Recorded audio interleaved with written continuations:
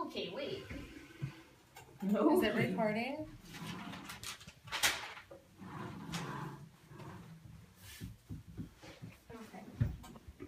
Okay. Hi, first grade friends. I just want to ask you guys a few questions, okay? So this is a pail. You see how big it is, right?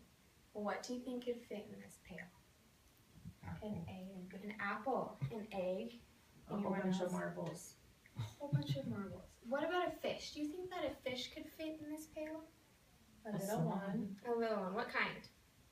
Goldfish. A goldfish. What about a big fish? Do you think that a big fish could fit in this? See this? If it was full of fresh water, why couldn't a big fish fit in this pail? It wouldn't have room to swim around. And do fish need water? Because what would happen if they don't have water? They die. Very true. Okay, so I want to introduce you to my little friend Humphrey. This is Humphrey, the humpback whale. And I'm going to read you guys a book about Humphrey, but I want to tell you that he swam 64 miles away from his home. He lived in an ocean, and then he swam all the way to a river. And that's fresh water, so it's kind of like the pail where he probably wouldn't fit. But a group of people came together, and they helped him get back to his home. So, do you guys remember last week when we talked about community? So I'm going to write community on the board, and I want you guys to tell me what that means, or what we talked about last week. Can anyone share what community means from last week? A big group of people that all live together. Okay, so it's a group of people. Anyone else? Family. Family. Okay. People in a town. Family. People in a town. Okay.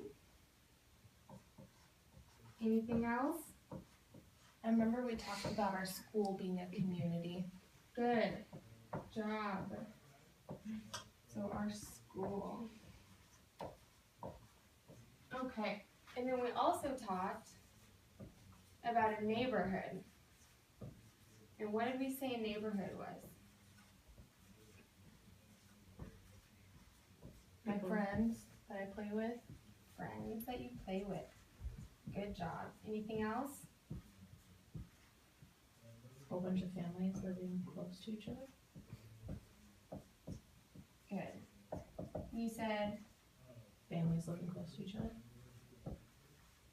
families who live close. Okay. And since Savannah is our reading helper today, I'm going to have her use our tracking finger, and she's going to come up and she's going to sound out these words and read them aloud to the class. Savannah.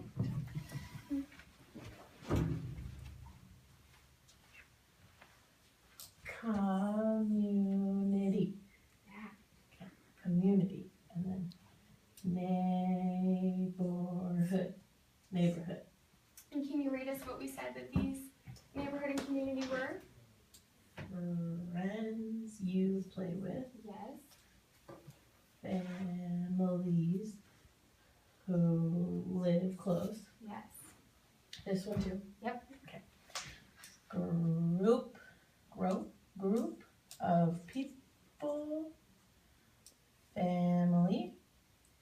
People in town and school.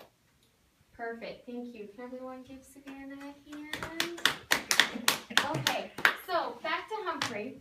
I'm going to read you guys a story, and who wants to hold Humphrey up here while I read? Vanessa? Okay, yeah. So you're going to come hold Humphrey.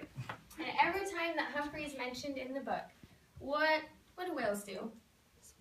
They swim. So you're going to wiggle him, and you guys are going to sit there and you're going to make little swimming moves, okay? Can you do that? Okay, I'm going to sit right here. And I'm going to read you guys Humphrey the Lost Whale. This is a nonfiction book. And what does nonfiction mean? Remember we talked about this last week? It's real. It's real, yes. Nonfiction means it's real. So this is a true story about Humphrey. Our story begins on a sunny day, far out at sea. A pod of humpback whales was traveling south together for the winter. Humpback whales are magnificent creatures that sing beautiful songs to each other underwater. In the whole world, there are very few of them, so each one is quite unique, and they are intelligent. Every winter they travel south, every summer they travel north. But even whales can make mistakes. Do you think in the first grade classroom that we make mistakes? Yeah, we make mistakes. Even Miss Amy makes mistakes. One whale named Humphrey, swim, swim, swim, made a big one. He turned away from his friends and wandered under the Golden Gate Bridge in San Francisco Bay. Has anyone been to the Golden Gate Bridge? Very cool. Everyone was surprised to see Humphrey in the bay. People don't get to see humpback whales very often because they usually stay in deep waters. It was a special treat to see one so close to the city. Humphrey was a spectacular sight, as long as a city bus and as big as 7 elephants put together. He would come up to breathe, appearing as if by magic, and people would stop whatever they were doing to watch. Do you guys think maybe you would watch if you saw Humphrey swimming? I think I would. I think that would be very cool. Then Humphrey did something no whale has ever done. Instead of swimming back out to sea, he went the wrong way up the Sacramento River. The big river became smaller and smaller, and Humphrey traveled upstream. He was looking for the ocean, but it was clear Humphrey was lost. Hundreds of people came to see Humphrey in the river. They would stare out at the water, waiting for him to come up for air.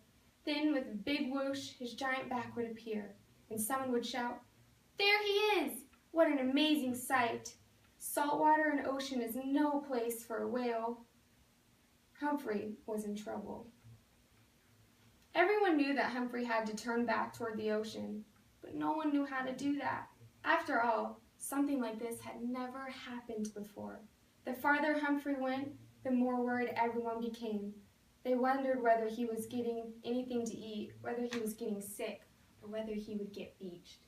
Do any of my first grade friends know what beached means if a whale gets beached? No. It means that there's no more water and they just get stuck on the top of the land. So kind of like when we were talking about that pail, if he has no more water, what happens? What did we say would happen? He was gonna, yeah, not good. One day, Humphrey squeezed under a tiny bridge. It was so small, no one could understand how he'd done it. He was really in trouble. He was trapped. The river beyond the bridge was very shallow and narrow. It was so small Humphrey could hardly turn around. There he was, a whale, stuck in a tiny stream, right in the middle of a farm field.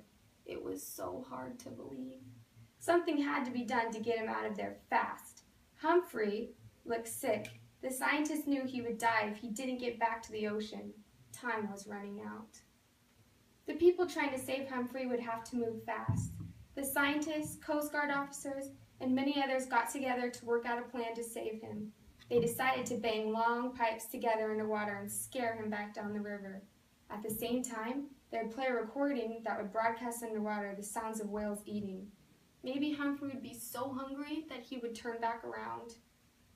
It worked! Humphrey turned around and started swimming back down the river. Everyone was relieved, but the danger was not over yet. Why wasn't the danger over yet? What did he still have to overcome? Anyone? I guess we're going to have to keep reading to find out. When Humphrey arrived at the little bridge, he stopped. He was afraid to go under it. He couldn't find a space big enough to go through. People kept banging the pipes. Humphrey seemed flustered. What would he do? As the pipes kept clanging, Humphrey became angry. He rolled from side to side and thrashed his great tail. People stopped banging the pipes. But Humphrey's friends wouldn't give up. They knew they had to get him past the little bridge. If they didn't, he would die in the river. The people trying to save him decided to make the space under the bridge bigger. They brought in a huge crane and worked through the night to clear away some of the old pilings. Would Humphrey notice the difference? Do you guys think Humphrey will notice that it's a little bigger? Mm-hmm. Yeah, I do too. The next day, the people began banging the pipes together again. Clang! Clang! The boats moved closer to Humphrey to urge him on toward the bridge. This was his last chance. Everyone watched nervously. Why do you think they're so nervous? Because if he doesn't get out, he dies. Yeah, we don't want Humphrey to die. Humphrey bravely approached the bridge, but as he tried to swim under it, his head became lodged between the pilings. He frantically bobbed his head and thrashed his tail. It was a terrible moment. The people trying to save Humphrey thought it might be the end. Humphrey was stuck. Suddenly, Humphrey lifted one fin out of the water, almost touching the bridge. As he twisted his body, he broke free from the pilings and swam through to the other side. There was a shout from the banks of the river, then another, and everyone was cheering. "Hooray for Humphrey!" they shouted. He made it. Humphrey, the lost rail, was finally on his way home. A whole plethora of boats and the clanging of pipes behind him helped Humphrey find his way down the river. Finally, Humphrey was at San Francisco Bay. Humphrey spent the whole day happily swimming around the bay. He did tricks for the people gathered along the shore to see him. They oohed when he slapped his tail. They awed when he leaped into the water. Humphrey seemed to be saying goodbye and thank you to his friends who had helped save his life. Okay, thank you, Vanessa, for holding Humphrey and letting him swim. So what happened to the whale? He swam upstream. He swam upstream. And why do you think that he swam upstream? Maybe he was just looking for an adventure. I don't know. We don't know why Humphrey did that. But a group of people came together, and what did they do? Saved him. They saved him. And what do we call a group of people that come together? Oh, community. A community, yes. So now I want you guys to think of some ways that you are a part of community. And I want you to think in your head, and I want you to keep your thoughts there, okay? I'm going to hand out these pieces of paper. Okay. And I'm going to have you guys trace your hand on a piece of paper, okay? If you're right-handed, you're left-handed, doesn't matter. Here's that for you. And then in the 5 fingers, I want you guys to write a community that you're a part of, or how you can help your community. And if you can't think of 5 ways, that's okay. Talk amongst your neighbors, your classmates, and when you're done, you can draw on it, but only when you're done until everyone is finished, okay?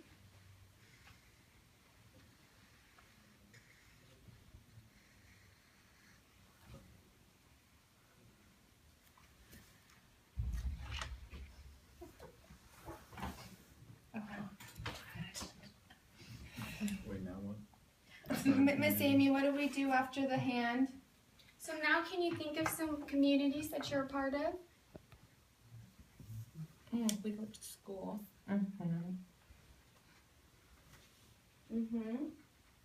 If you can't think of 5, that's okay. We'll talk about it tomorrow, but just think of how you help a community that you're in.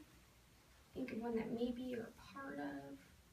And then if you can't remember what a community is, remember we can look up here at our whiteboard and see that it's a group of people.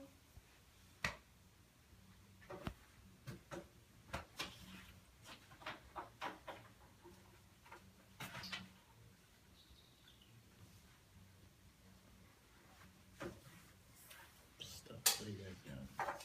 Work? Do you work? No. Friends. I just said school, friends, CW, school.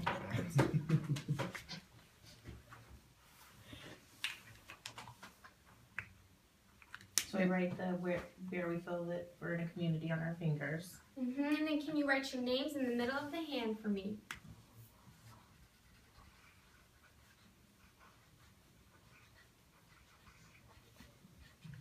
Okay, is everyone done?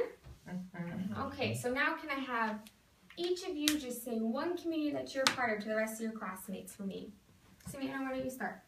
I am a part of a community at my work. At your work. And is there people that work with you there? I have 3 coworkers. That's perfect, and that's a community. What about you, Vanessa?